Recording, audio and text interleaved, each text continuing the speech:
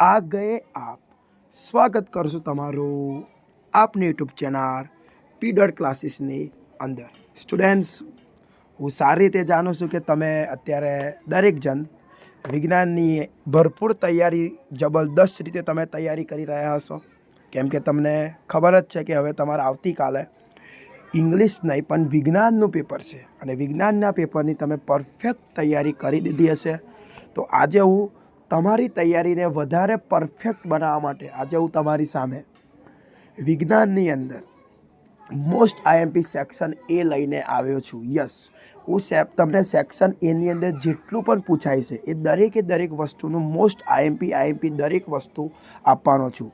ખાલી જગ્યાઓ આપવાનો છું, વિકલ્પો આપીશ, ખરા ખોટા આપીશ, એક માર્ક્સના પ્રશ્નો આપીશ, જોડકા આપીશ. તો ચલો તમે આ વિડીયોને એકદમ એન્ડ સુધી જોજો જેથી તમારે 100% ફાયદો થશે.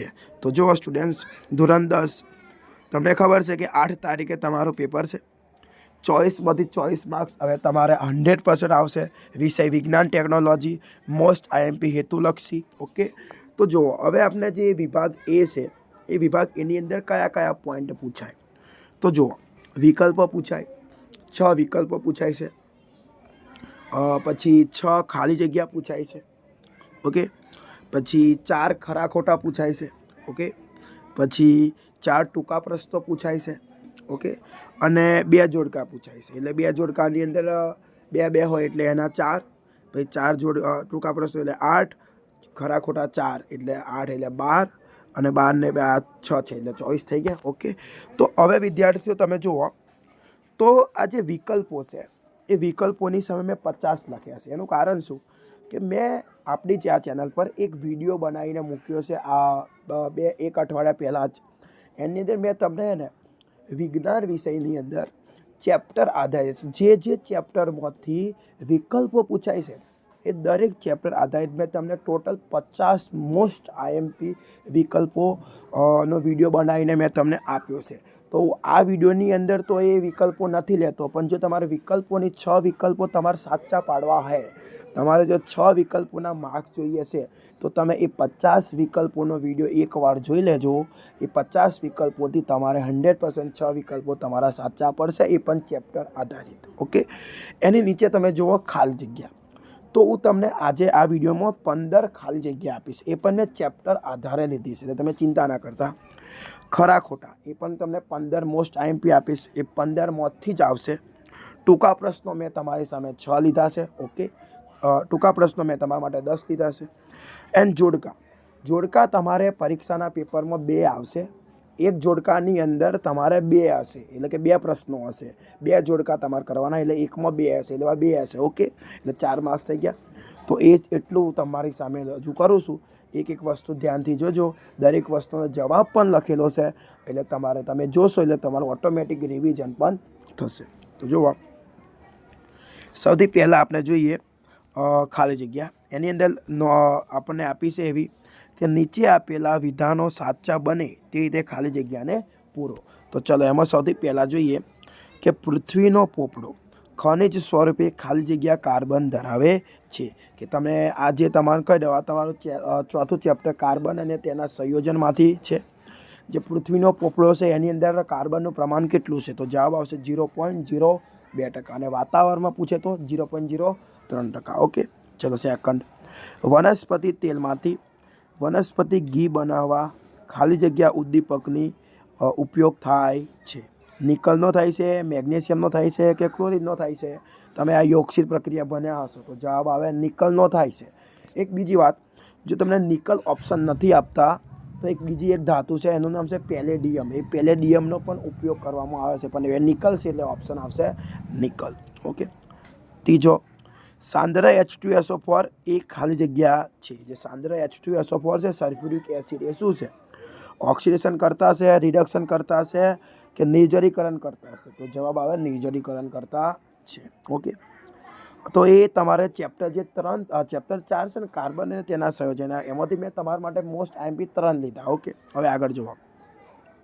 હવે આનુવંશિકતા ચેપ્ટર છે ને એના તમે જુઓ. આનુવંશિકતાના અભ્યાસ માટેના વ્યવસ્થિત પ્રયોગો સૌપ્રથમ ખાલી જગ્યા નામના વૈજ્ઞાનિકે કર્યા. તો જવાબ આવશે મેન્ડેલે કર્યા હતા. આગળ જુઓ, મનુષ્યના દૈનિક કોષમાં ખાલી જગ્યા જોડ રંગસૂત્રો હોય છે. 22 હોય છે, 23 હોય છે કે 46 હોય છે? તો કેટલા રંગસૂત્રો હોય છે? જોડ કેટલી હોય છે?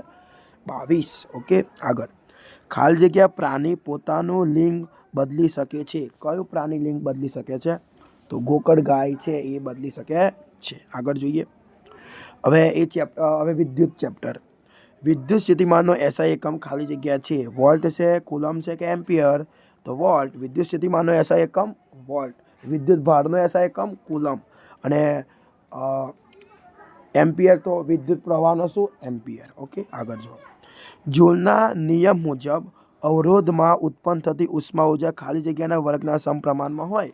તો અવરોધમાં જે ઉષ્મા ઊર્જા ઉત્પન્ન થાય કોના સમપ્રમાણમાં હોય છે? તો તમને કહું, સમયના તો સમપ્રમાણમાં જ હોય છે, ટીના સમપ્રમાણમાં. પણ અને વર્ગના સમપ્રમાણમાં, કોના વર્ગના સમપ્રમાણમાં હોય છે?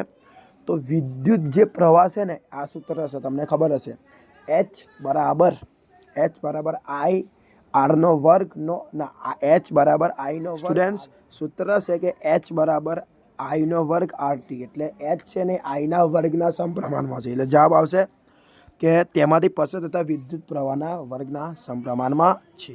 આગળ જુઓ, 1 યુનિટ બરાબર ખાલી જગ્યા જૂલ.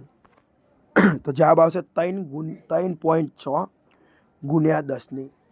ઓકે. આ કમ્પ્લીટ જોઈ લેજો. આગળ, માછલીનું શ્વસન અંગ ખાલી જગ્યા છે. માછલી કેવી રીતે શ્વસન કરે છે? તો ત્વચા દ્વારા, ફેફસા દ્વારા કે ઝાલર દ્વારા? તો જવાબ આવશે ઝાલર દ્વારા. ઓકે.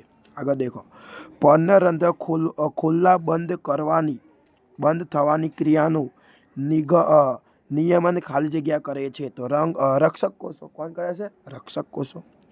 આગળ દેખો, લેન્સના પાવર માપવા માટે વપરાતા સાધનનું નામ શું છે? તો ડાયોપ્ટર મીટર. ઓકે.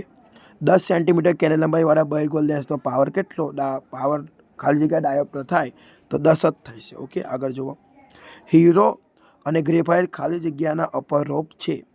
તો કાર્બનના જ છે.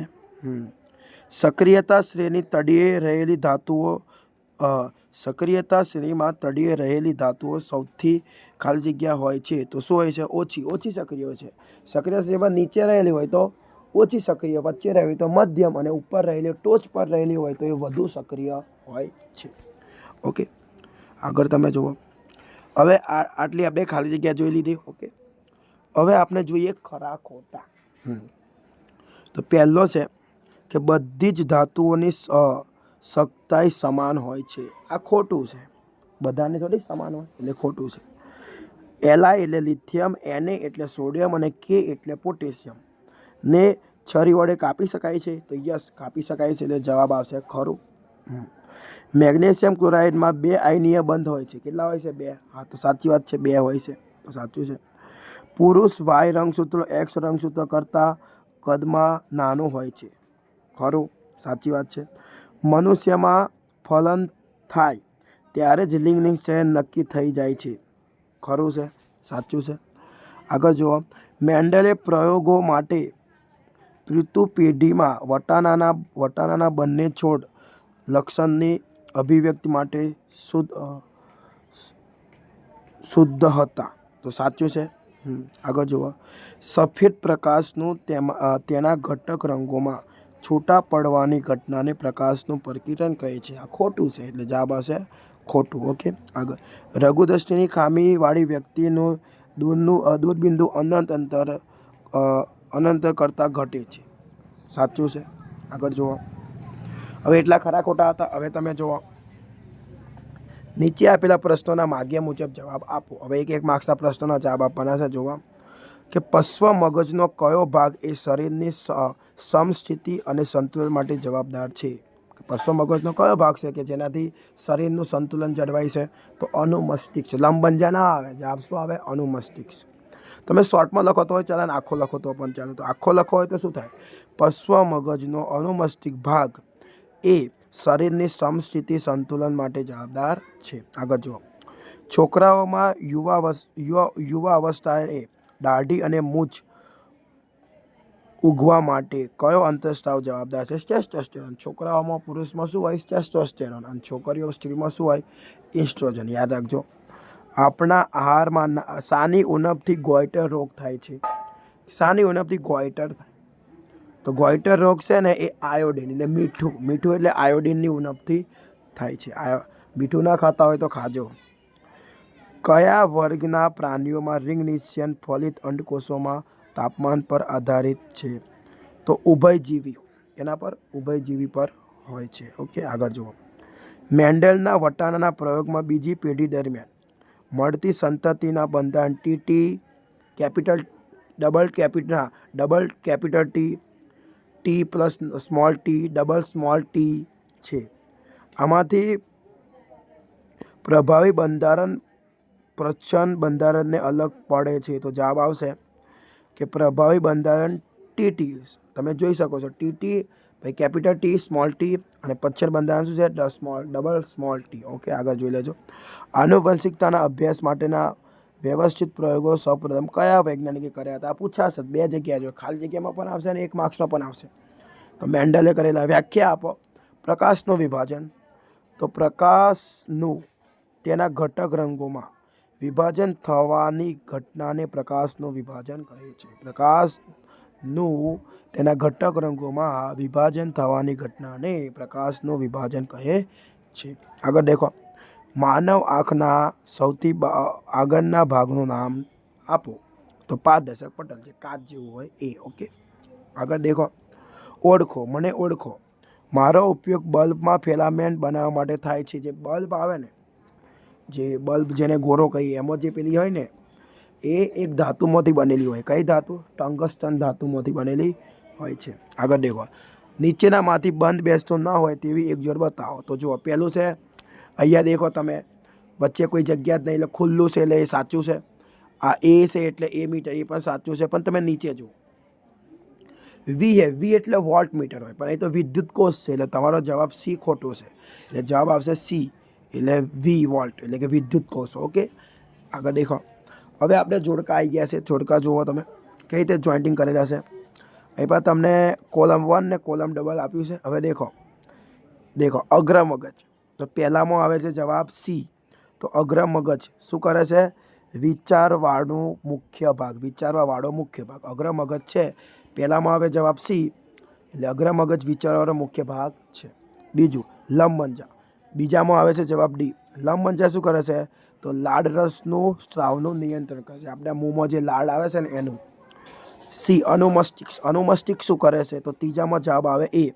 સંતુલન જાળવે છે. આપણે પડી નહીં જવા દેતા. ઓકે, કરોડરજ્જુ શું કરે છે? તો પરાવર્તી કમાન. ઓકે, એક બીજી વાત વિદ્યાર્થીઓ કે તમે અહીંયા જોઈ શકો છો કે 4 વસ્તુ આપેલી છે, પણ આવતીકાલે જે તમારું પેપર આવશે એમાં તમને 4 વસ્તુ નહીં આપે. તમને 2 વસ્તુ આપશે. અહીંયા 2 વસ્તુ આવશે એટલે એના 2 માર્ક્સ. ઓકે, પણ આ 4 વસ્તુ મેં કેમ લઈ લીધી? આમાંથી ગમે તે 2 વસ્તુ આવી શકે છે એટલા માટે. ઓકે, તો તમે જવાબ જોઈ લેજો, નીચે આવી ગયો છે. આગળ જોઈએ.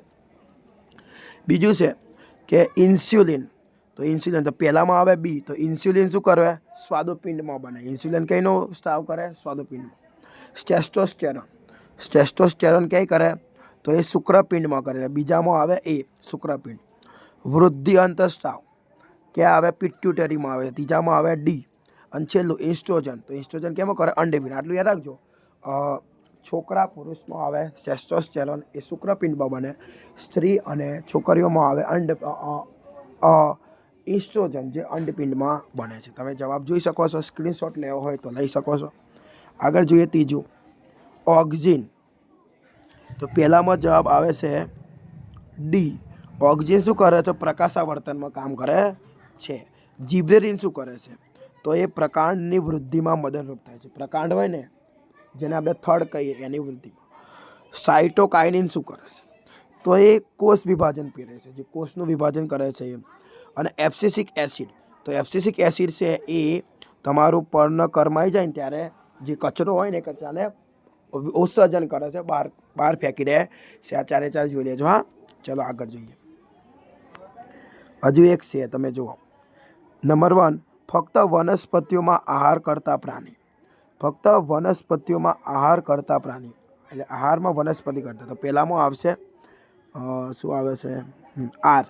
એટલે પહેલામાં આવે છે આર એટલે પહેલામાં આવશે તૃણાહારી. ફક્ત આહાર ખોરાક તરીકે ફક્ત વનસ્પતિ ખાય એને શું કહેવાય? તૃણાહારી. ઓકે, ચલો આગળ.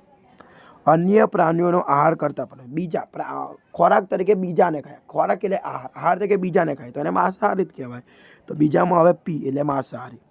થર્ડ દેખો, વનસ્પતિ અને પ્રાણીઓ બંનેનો આહાર એટલે ખોરાક તરીકે વનસ્પતિને પણ ખાય, પ્રાણીઓને પણ ખાય તો એને કહેવામાં આવે છે સર્વાહારી. એટલે જવાબ આવશે એસ, સર્વાહારી. એન્ડ લાસ્ટ જે વધે એ સડેલા કાર્બનિક દ્રવ્યોમાંથી પોષણ મેળવતા હોય તો એને કહેવાય વિઘટકો. જેમ કોઈ રસ્તામાં કોઈ કૂતરું કે કોઈ બિલાડી મરી જાય ત્યારે જેના પર પેલો જીવડો આવે જે ખાય, જીવડો, એને કહેવાય વિઘટકો. ઓકે, ચલો આગળ જોઈએ.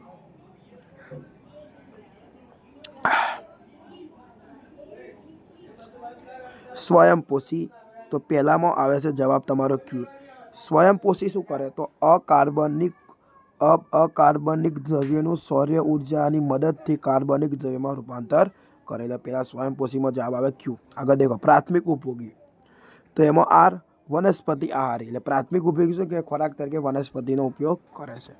ત્રીજું, દ્વિતીય ઉપભોગ્ય શું કરે છે? તો એ ખોરાક તરીકે પ્રાણી આહારી કરે છે. પ્રાથમિક હોય ને એ ખોરાક તરીકે વનસ્પતિને ખાય એટલે વનસ્પતિ આહારી. અને જે દ્વિતીય ઉપભોગ્ય છે એ ખોરાક તરીકે પ્રાણીઓને ખાય એટલે પ્રાણી આહારી. અને લાસ્ટ વિઘટકો શું કરે? કાર્બનિક દ્રવ્યનું અકાર્બનિક દ્રવ્યમાં રૂપાંતર કરે. એટલે કે જે હોય ને કોઈ શરીર હોય, કોઈ ચામડી હોય, એ ચામડી હોય ને એ ચામડીને અકાર્બનિક કહેવાય તો એને ચાવીને એ લોકો નાના નાના ટુકડા કરી દે એટલે એને કાર્બનિક કહેવાય. ઓકે વિદ્યાર્થીઓ, એ રીતે એટલે કે કાર્બનિકનું અકાર્બનિક એટલે મિસ્ટેક થઈ. ચામડી એટલે કાર્બનિક અને એના જે ટુકડા થઈ જાય એને અકાર્બનિક. એટલે ચામડીના નાના નાના ટુકડા કરી દે એટલે કાર્બનિકનું અકાર્બનિકમાં રૂપાંતર કરે. ઓકે, તો ઓકે સ્ટુડન્ટ્સ, તો તમારી માટે 5 જોડકા લીધા હતા. 15 ખાલી જગ્યાઓ,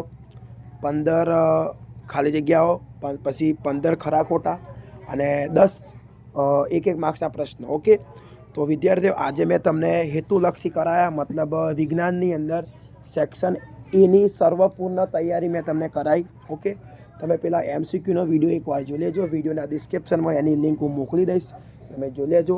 આશા રાખું છું કે તમને આ વિડીયોથી ફાયદો થયો હશે. જો ફાયદો થયો હોય તો વિડીયોને લાઇક કરીને જજો. ચેનલ સબસ્ક્રાઈબ ના કરી તો પ્લીઝ ચેનલને સબસ્ક્રાઈબ કરી દેજો. અને કમેન્ટ દ્વારા તમારે જે કહેવું હોય એ તમે મને જણાવી શકો છો. હું તમારી કમેન્ટને નોટિસ કરીશ અને એના આધારે તમે જે પણ કહેશો એનો હું તમને તરત જ જવાબ આપીશ અને નેક્સ્ટ વિડીયો પણ એના આધારે બનાવીશ. વિદ્યાર્થીઓ, આવતીકાલે તમારું વિજ્ઞાનનું પેપર છે. તમે ચિંતા ન કરતા, તમારું વિજ્ઞાનનું પેપર એકદમ સરસ જશે. તમે આખા વર્ષ મહેનત કરી હશે તો તમારું પેપર મસ્ત જશે. દરેક વિદ્યાર્થીનું પેપર સારું જાય એવી તમને શુભકામના આપું છું. And best of luck.